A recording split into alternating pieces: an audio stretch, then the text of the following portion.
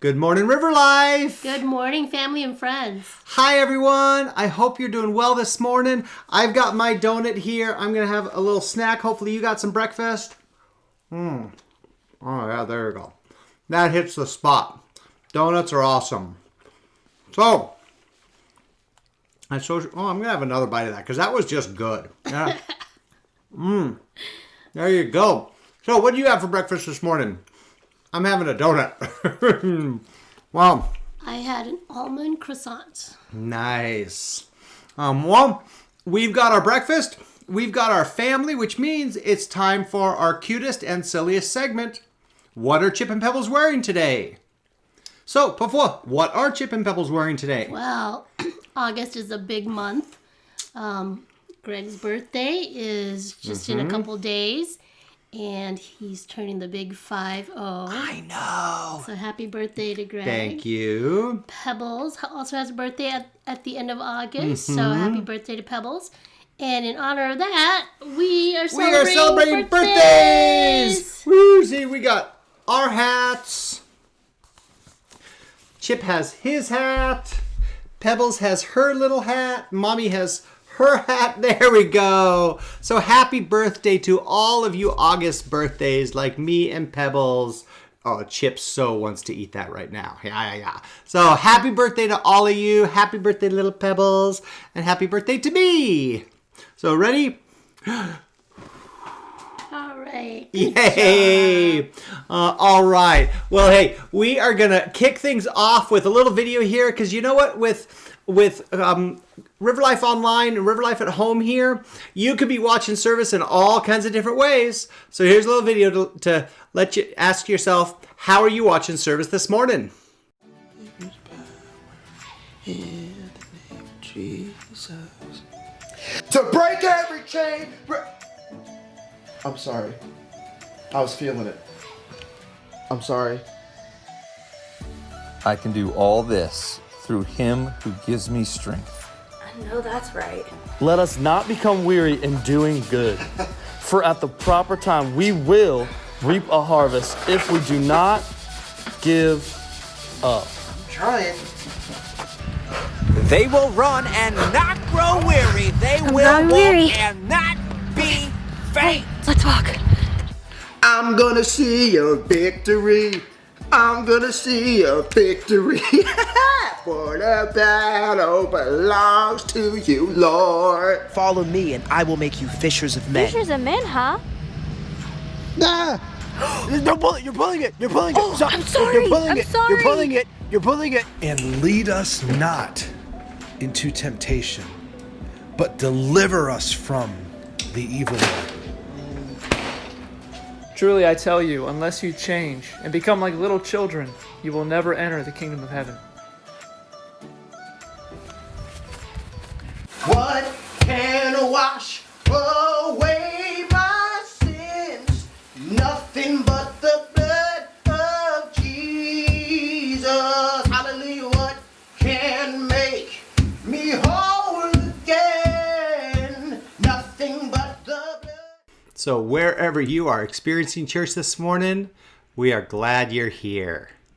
So we have been having a blast these last few weeks playing Bible story emojis. So we're going to do it one more time. So what I'm going to do is I'm going to show you some emojis here and you guess what Bible story it refers to. And then go to type it. Either you could play as a family with all of you and whoever shouts it out first wins in the room, or write it into the comment section and see who gets it first. Okay, so these go from easy to hard. And we've got 15 seconds, so I've got my little 15-second timer right here, ready for you. Okay, and so we are going to start off with the first one. Ready, go. What's this one?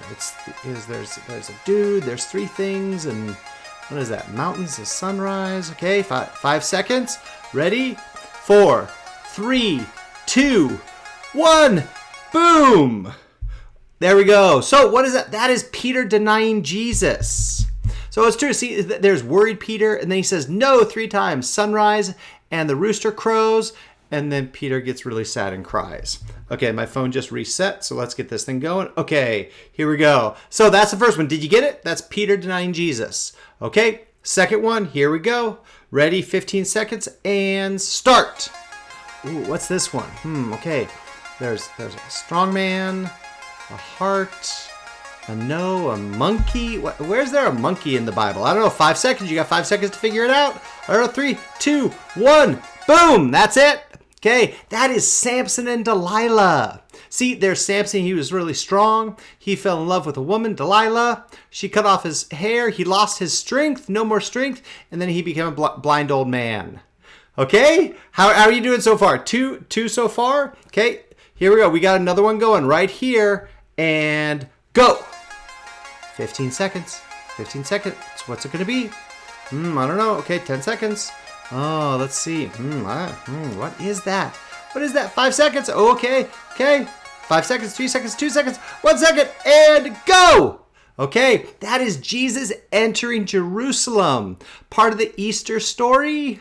See, there's Jesus on a donkey, and there are crowds. They throw palm branches. You might know this day as Palm Sunday.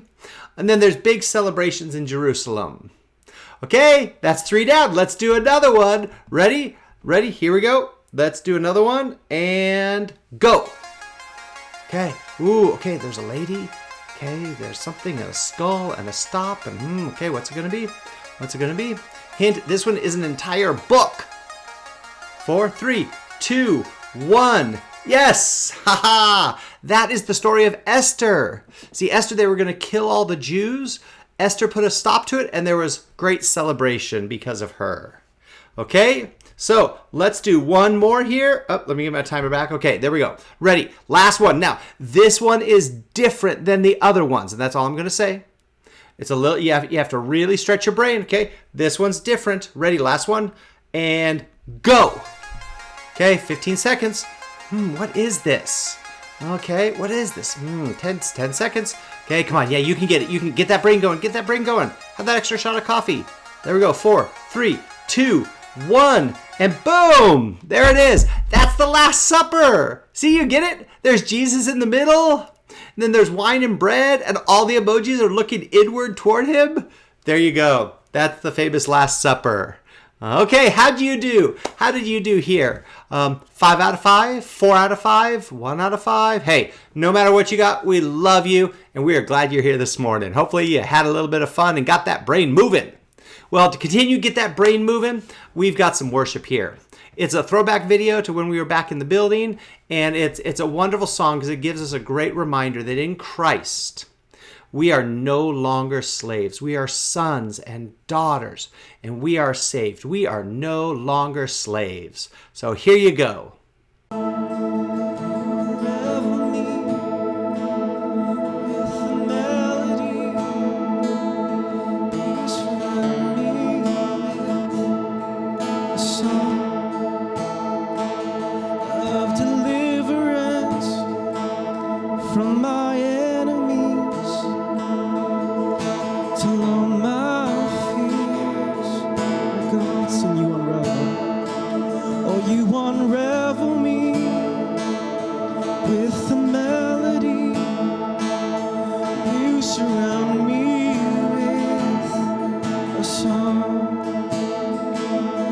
Of the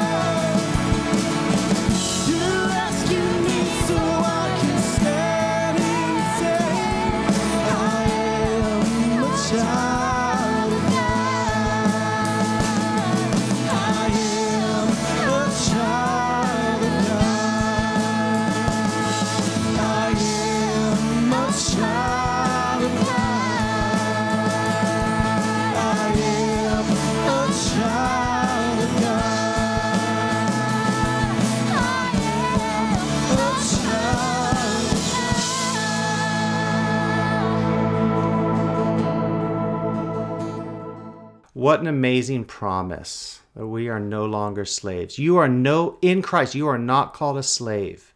You are a child of God. Never forget that. Well, today's theme, we're going to be talking about what the Bible calls stewardship. Now, this is fundamentally the issue of what do we do with the stuff God gives us? And so here's a little video to get us started thinking about that question. What do we do with the stuff God gives us?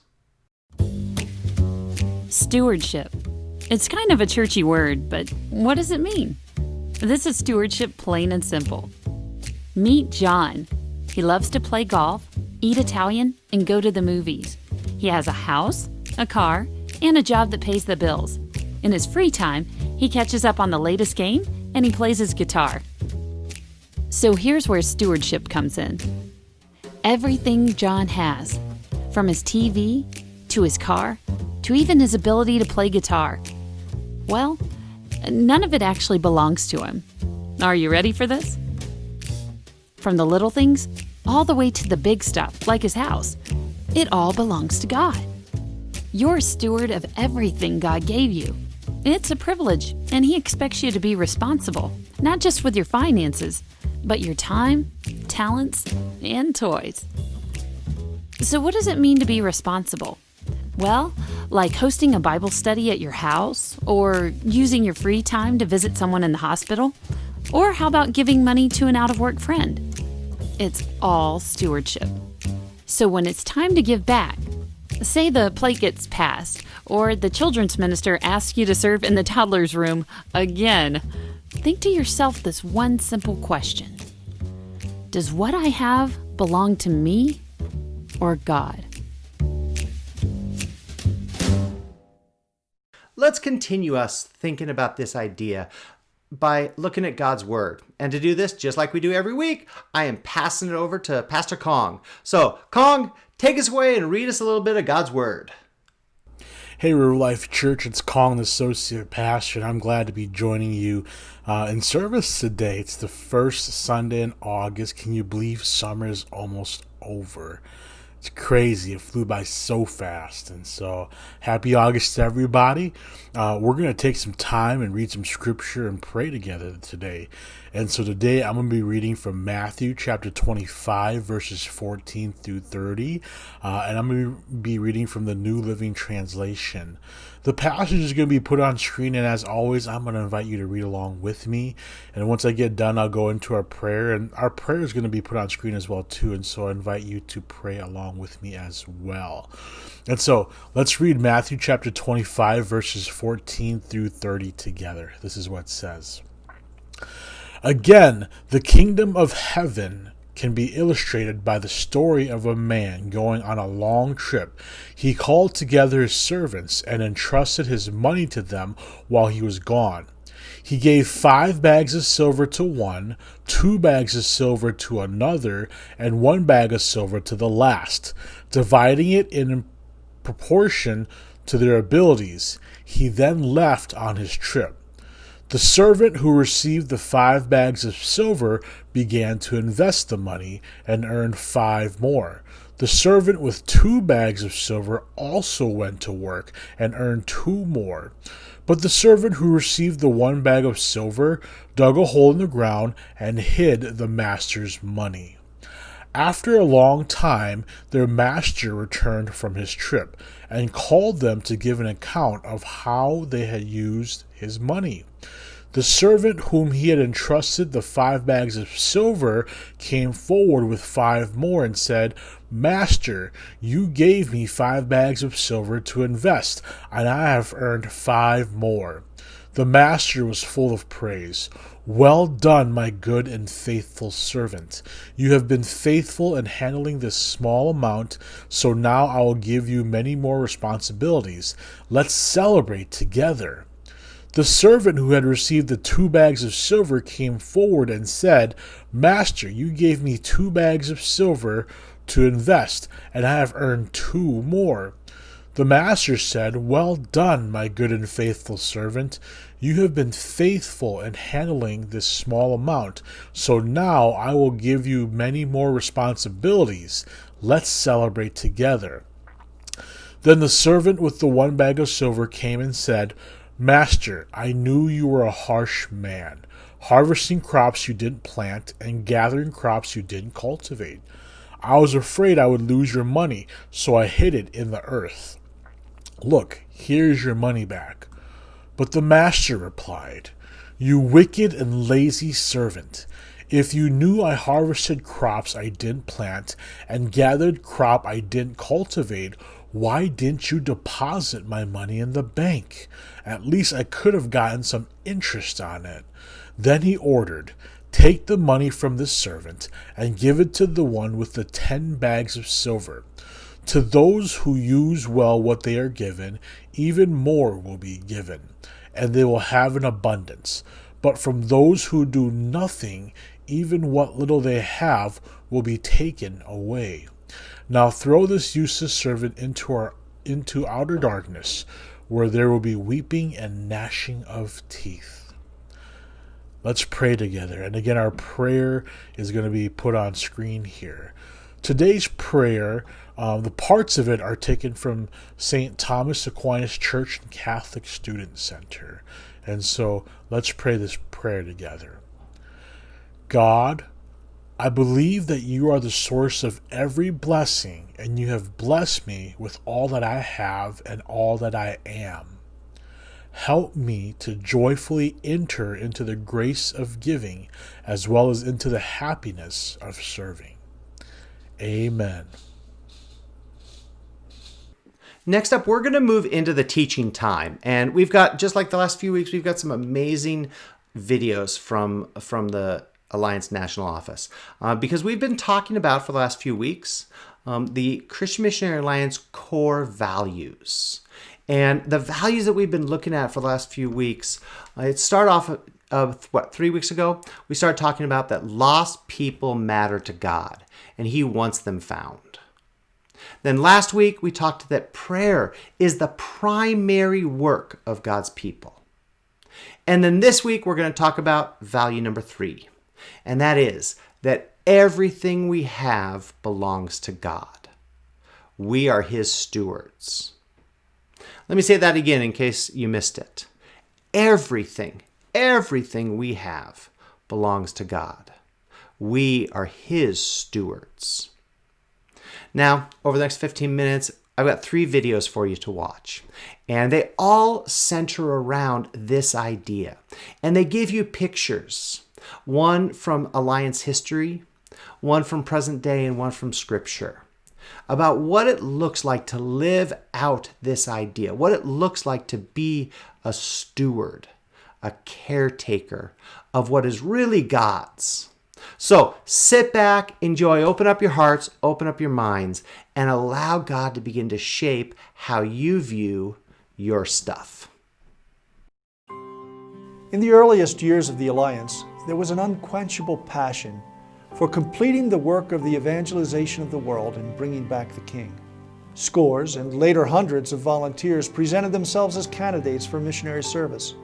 That in spite of the fact that the earliest team of missionaries sent to Africa had been decimated by disease. Within 12 months, 4 of the 7 who sailed from New York were dead of fever. It's been said that it was deemed so possible that sailing for the mission field would result in the death of the missionary, that some of the early workers adopted the practical habit of sailing to their destinations with their gear packed in a coffin. In the face of dedication like that, the earliest Alliance family was determined to get these volunteers to the field. But where would the necessary funds be found? In the year of 1891, the New York branch of the Alliance held a Deeper Life conference at a Methodist camp at a place called Round Lake. It was an 11-day conference primarily focused on Bible teaching and issues of the deeper life. The last day began with an early morning Bible study in which the speaker cast a bold vision. He said how simple and how practical it would be to send the gospel to every creature in the next 10 years. That lit a fire. People began to volunteer to become the messengers needed to complete the task. A pastor actually laid his young daughter on the altar and prayed that God would raise her up to be a missionary. And nearly everyone there pledged their commitment to pray for the evangelization of the world. Later that morning, a relatively new convert named Louise Shepherd did a startling thing. She gave all of her jewelry to the Lord as a gift to help send one more new missionary. And thinking that the value of what she had given was about half of what would be needed, she asked for someone to match her gift to ensure that the work would be done. What happened next was reported by an eyewitness observer who said, "An extraordinary scene then began. One after another began to take off pins, rings, watches, chains, and other precious heirlooms, many of them gifts and dear by every tie of holy affection, and laid them on the missionary altar. Others placed money on the altar. That day, the resources were provided to send 4 additional missionaries. That scene was replicated again and again because God's people had begun to understand that everything, their very lives and all of their gifts and possessions belonged to God, and they had been called to be His stewards.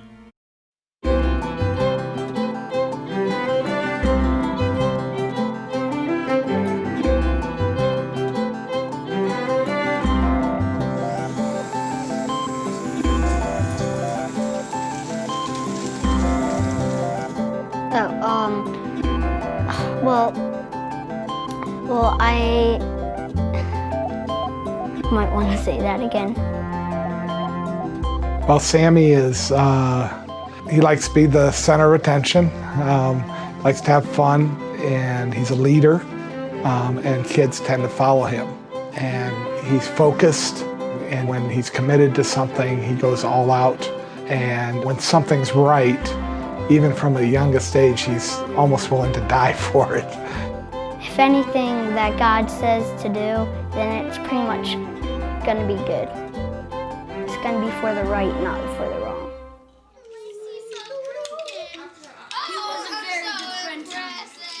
Well, I gave all my money that I had for Grain of Hope, which is where they go and give out grain to poor people. I just had like this kind of sort of feeling that I never felt before, that really made me feel good about it, that made me want to give it all. He spent time growing up in Burkina Faso, and he saw these people sick, and he saw people that were handicapped, he saw people that were hungry, and he saw people that needed help, and he knew that they were real. But also he understood that God loved them. And if this was God's money, then God would want to help the people that he loved. We have the offering at church tomorrow for Grain of Hope. The kids have been saving up, and in our household, we try to teach good stewardship. So we got the banks that have 3 sections. We give 10% of the money to God into the tithe. Then some of it will go into my savings, and then the rest will go into my spendings. He looked at his mom and says, I really want to give everything. And Alice said, just a second, we got 3 sections. If you want to give your spending money and your tithe, okay, we're okay with that. But this 3rd section is savings, and you need to save up. My parents were telling me like that I could buy a car or go to college, and maybe I could even buy a house with that money. He said, Mom, how can I go to college, or how can I buy a car when these people are starving? I can walk. About 20 minutes later, Sammy says, hey Dad, I decided that I wanted to give everything I had to Grain of Hope. What are you going to give? Well, the big idea here is that our stuff isn't really our stuff because it's God's stuff. I really feel like God looks down and says, hey, I want to teach you something. I want you to see how big I am. And so I want you to handle this money or this talent to glorify me. And sometimes that means you're going to give it away, all of it. And you know what? You do it because you know God can give it back to you, and He will take care of you. When God tells me to do something, I want to do it no matter what, even if it's giving all my money or giving all I have. That felt really good because I knew that I put in my share of that money, and I'll be helping a family live for 6 weeks. Kids, you know, the real end of the story about Sammy giving everything is that if you ask Sammy, one of the funnest, one of the happiest things he did all last year was giving everything he had.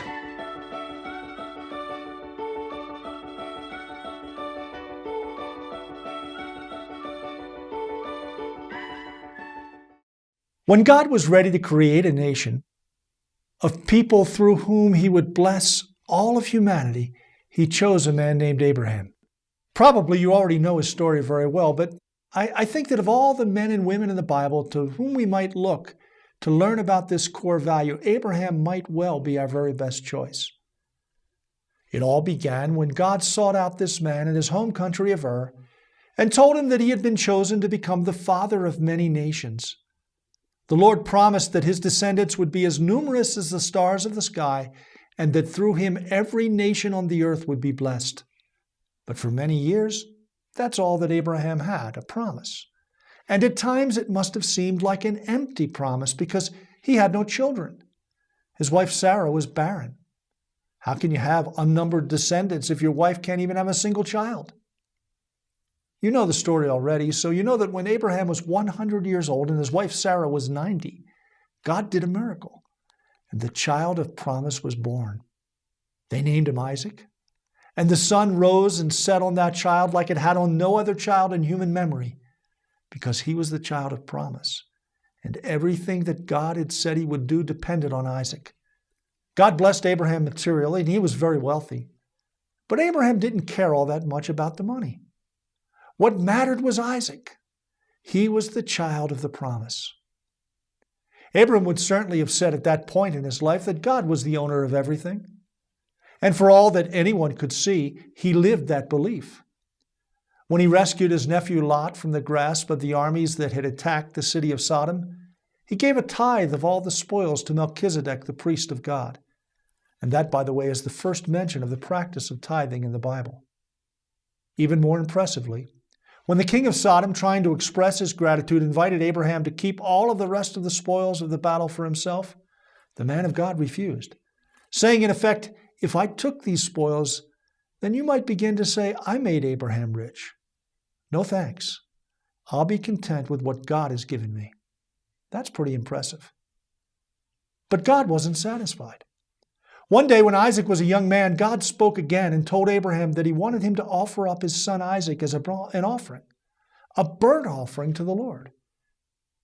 It was a horrible request. It didn't make any sense. God's not that kind of God. He would never ask for a man to kill his own child. It was inconceivable, totally inconsistent with everything that Abraham knew about God. Apart from the fact that we can now look back upon God's command and surmise that he was trying to teach Abraham and us something about his own heart and about what he would one day do in sacrificing his own son for us, this command was totally senseless and cruel in the extreme. But Abraham knew what he had heard, and he knew that God is a God who must be obeyed. So he set off with Isaac and traveled to a place the Old Testament calls Mount Moriah.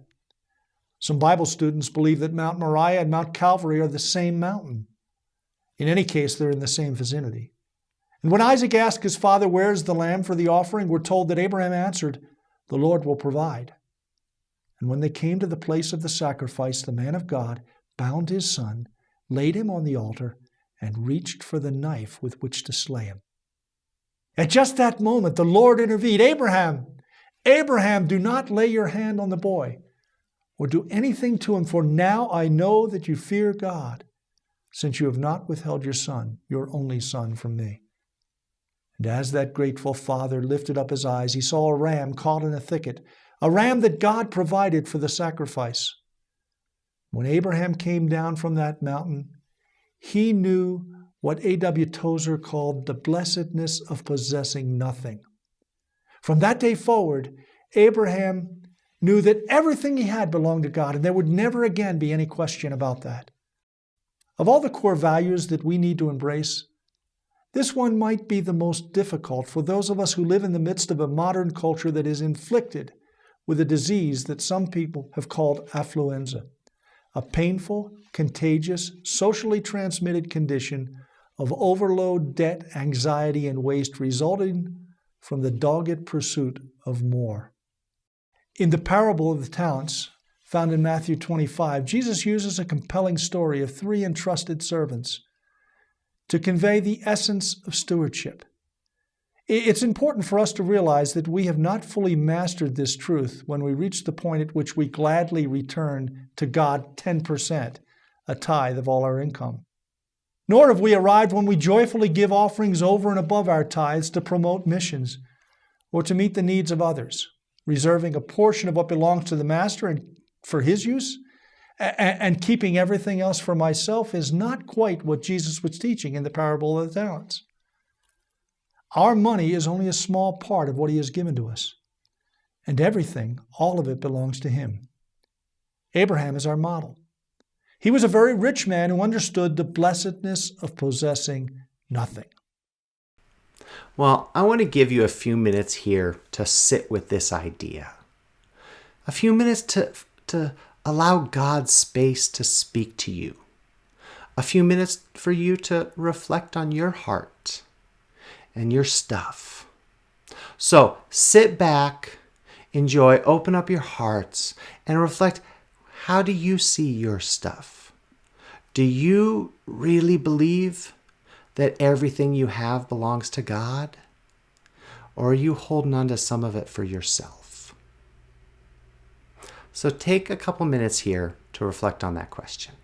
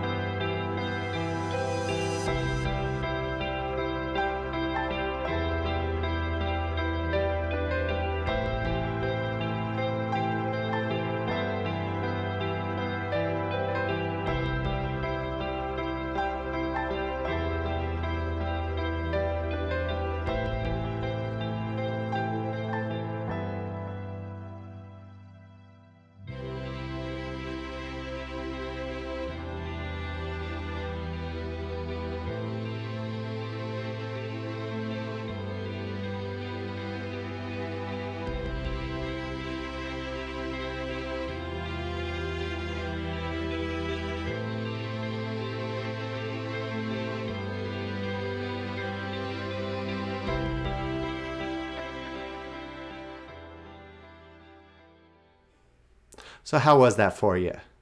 Did you hear God? Did you have a little time to sit with just Him? Well, hopefully you did. Well, before we wrap up, we've got a couple announcements, and it's really exciting and very fun. So much fun that Pastor Kong and I recorded a little video just to tell you about a couple of things coming up in August and September. Well, here's Pastor Kong. This is the first time we've actually recorded a video together ever since COVID hit and the quarantine and all of that. And we're doing this to tell you about 2 great announcements and updates we got just for you. First of all, there's a question a bunch of you are probably asking, and that is, when is RiverLife going to meet in person again? Well, we have an answer for you. We are really excited to announce that actually, as of today, right now with what everything is showing, we are going to be planning in-person services starting again in September. Woo! That's right. Back at church in September. And they'll very likely be outdoor services, either in our backyard or the parking lot. We're going to take a bunch of COVID precautions because we want all of you to be really, really safe. But that's our current plan. And through the month of August, we're going to be planning really hard to give you some great and safe church experiences back at our RiverLife building. So, barring any cataclysmic COVID outbreak, that is the plan. Starting in September, we will all see each other again in person. So, that is announcement number 1. For number 2, I give it to Kong. All right, I'm excited to see you all in September. Well, our second announcement is that in August, I'll be leading services. Pastor Greg has been at it ever since we have not had in-person service, and so we're going to give him a break in the month of August. And my family and I, Pang, Boomy, Paul, Jeremiah, we're going to be meeting you on Sundays for service, and so looking forward to seeing you on Sundays during the month of August. Yeah, so we got 2 exciting things. Join us for August and have Pastor Kong. He's going to be leading you through services. And then join us in September. We are going to be in person once again. Okay, so get excited. You know, we're excited for you. We are going to finish off service here, just like we do every week, and that is with a benediction. So here is your opportunity to hear some words of blessing, some words of love, some words of care from God directly to you. So open up your hands like you're receiving a gift, because you are receiving a gift this morning. And I'm going to extend a hand and act on God's behalf to give His words to you. May the Lord bless you and protect you. May the Lord smile on you and be gracious to you. May the Lord show you His favor and give you His peace. Well, thank you, everyone. It's been a great service.